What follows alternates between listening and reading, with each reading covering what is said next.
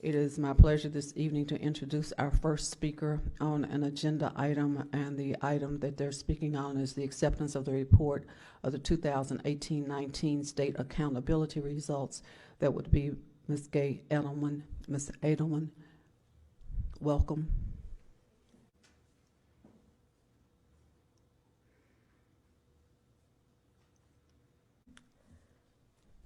Dear JCPS, I've been coming here for the past 6 years since my son was a sophomore at the Academy at Shawnee. Thanks to the opportunities afforded to him by teachers and programs at his so-called failing school, he's now a senior at the U.S. Naval Academy. For 6 years, I've stood here along with JCTA, AROS, teachers, parents, students, community organizations. We've also heard from national leaders such as Diane Ravitch, G2 Brown, Sue Legg, and our new UK Dean of Education, Julian Vasquez-Halig, who have been telling us for years high-stakes tests are the tool privatizers use to justify our schools, turning our schools into charters, or in our case, a state takeover of some of our schools or of our entire district.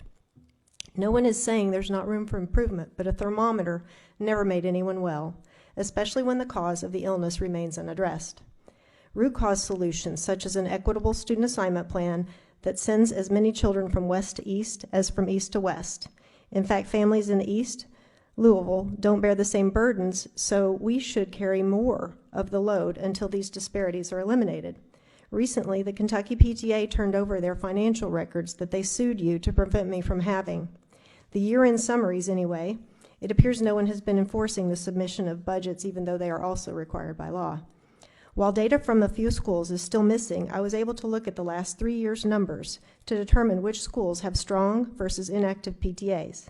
Look how closely these PTA budgets track with the school scores. It's not just the money, it's compounded with volunteer time, education, and influence, also known as time, talent, and treasure. Also look at the correlation between powerless SBDMs and CSI schools. We already know high poverty, high minority schools don't perform as well. Here it is in living color.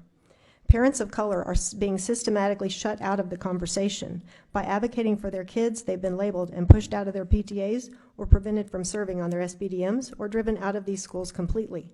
Principals are manipulating elections in order to impact their SBDM makeup. Why? There's too much emphasis on test scores and not enough on the students.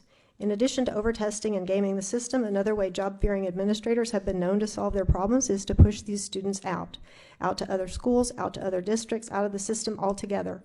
Don't incentivize that.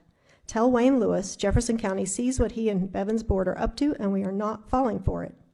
Instead of perpetuating privatizer propaganda, push back on bullies in Frankfurt who want to keep us jumping through moving hoops instead of meeting our children where they are, with punitive tests that pit schools against one another and eliminate collaboration. Identify and compensate for the unseen disparities, not just in PTA time, talent, and treasure, and SBDM, but in scholarships, alumni associations, fundraising ability, booster clubs, grants, and more. Support the community-wide PTO that is forming to lift up these schools in the red. And I'd like to end with a poem that's on the back of my shirt. It says, Dear JCPS, we love our teachers, our school's the best, we are more than a score on a test. Thank you.